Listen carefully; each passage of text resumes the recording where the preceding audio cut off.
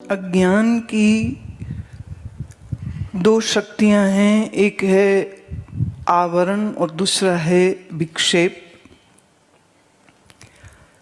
आवरण और विक्षेप के कारण से क्या होता है उसको अब अगले श्लोक में कह रहे हैं। आवरण शक्ति तावत् अल्पः अपि मेघो अनेको जनायतम् अनेकायोजनायतम् आदित्यमण्डलम् अवलोकयितृण्यन्यपार्थः पीडाय कात्याय यथा च छाद्याति इव।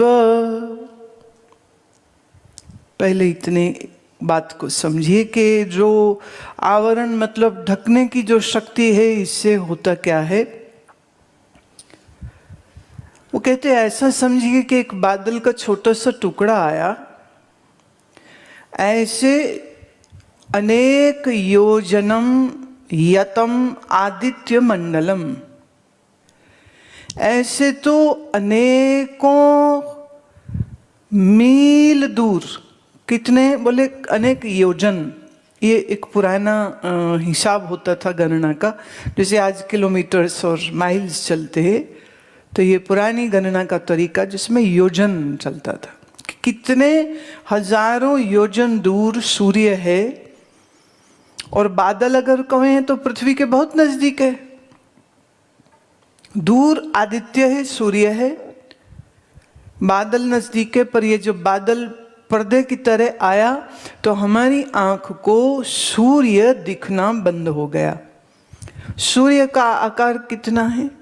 इस पृथ्वी से एक नहीं, दो नहीं, 100 नहीं, 1000 नहीं, लाखों पृथ्वियां एक सूर्य में आ जाएं। सूर्य का इतना बड़ा आकार। बादल कितना है? बहुत छोटा। पर ये छोटा सा बादल जब हमारी आंख और सूर्य के मध्य आ जाता है, चूंकि सूर्य बहुत दूर है इसलिए छोटा दिखता है। छोटा है नहीं, वो दूर है इसलिए छोटा है। बीच में बादल आ गया जो बहुत छोटा है, पर हमारी आंख को सूरज दिखना बंद हो जाता है। तो इसे हम क्या कहेंगे? आवरण की शक्ति। किसने आवरण किया? बादल ने। किस पर आवरण किया? सूरज पर नहीं, आंख पर किया। थोड़ा लॉजिक का मीटर ऑन रखिए अपना, और बहुत जल्दी मत करिए जवाब देने की। बहुत विचार के बाद उत्तर बोले। आवरण हमारी आंख पर हुआ है, सूरज पर नहीं। बादल की क्या हिम्मत कि सूरज को ढक सके।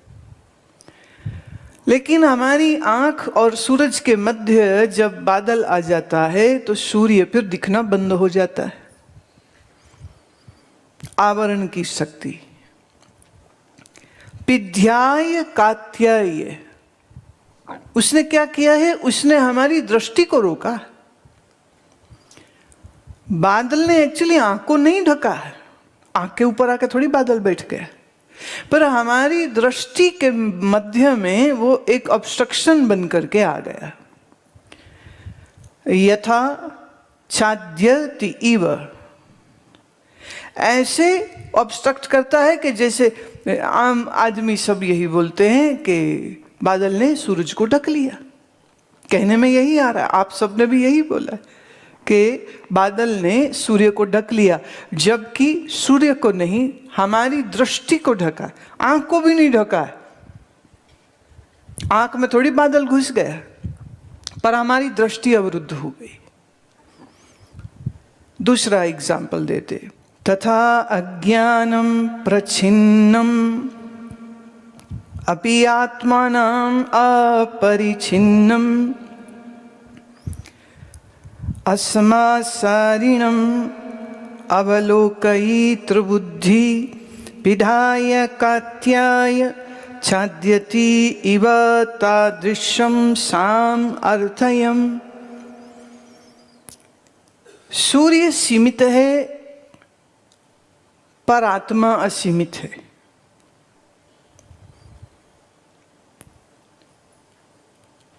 लेकिन फिर भी वो कहते सूर्य के इस उदाहरण से हम जिस बात को समझाना चाह रहे हैं आप उस बात को समझ लीजिएगा। सूर्य परिच्छिन्न है, आत्मा अपरिच्छिन्न है। परिच्छिन्न मतलब लिमिट, फिनिट्यूड, अपरिच्छिन्न इनफिनिट्यूड, अनलिमिटेड। तो सूर्य और आत्मा के साथ अगर हम कहें तो ये बात को समझ लेना चाहिए, वो परिच्छिन्न है, आत्मा अपरिच्छिन्न है। दूसरी बात यह है कि हमारे इस मन के ऊपर जो आवरण आया, उस आवरण के कारण हमारे मन की दृष्टि बाधित हो गई। इस कारण अपरिच्छिन्न आत्मा का दर्शन नहीं होता। जैसे बादल ने उधर हमारी दृष्टि बाधित की थी, ना आंख बाधित हुई थी, ना सूर्य बाधित हुआ था, ऐसे ही मन के ऊपर पर्दा पड़ा, या हम कहें मन की दृष्टि पे पर्दा पड़ गया। अब देखिए, ना तो मन कोई वस्तु है, बादल एक वस्तु है, मन एक वस्तु नहीं है। आंख की दृष्टि एक फिजिकल एक एस्पेक्ट है, वो भी बहुत सटल एस्पेक्ट नहीं है। आंख से जो निकली दृष्टि उसको बाधित किया था बादल ने। ऐसे ही एग्जैक्टली अगर कहें तो मन के भीतर भी अज्ञान का पर्दा घुस नहीं गया, पर मन की दृष्टि को उसने बाधित जरूर कर दिया, जिस कारण से अपरिच्छिन्न आत्मा के होने पर भी आत्मा का दर्शन नहीं होता है। आत्मा के प्रति अबोध, अज्ञान का ये जो पर्दा है वो अबोध को ले आता है। अबोध माने I do not know, I do not know. अब अलोकयी त्रिबुद्धि, पर्दा किस पे आ गया? बुद्धि पे, त्रिबुद्धि पे ये पर्दा आ गया। अब जब बुद्धि सब समझती है, बुद्धि पे ही पर्दा आ गया, तो बुद्धि अब नहीं समझती। अब जब हमने कहा कि बुद्धि पर पर्दा आ गया, तो क्या हुआ? बुद्धि की समझ पे पर्दा आ गया। ऐसे आप इंजीनियर हैं, डॉक्टर हैं, साइंटिस्ट हैं, बहुत कुछ जानते, बुद्धि से बहुत कुछ समझते, पर बुद्धि के सबसे समीप जो निज शुद्ध स्वरूप आत्मा है वही नहीं जानते। तो फिर बुद्धिमान कहें कि बुद्धूमान कहें,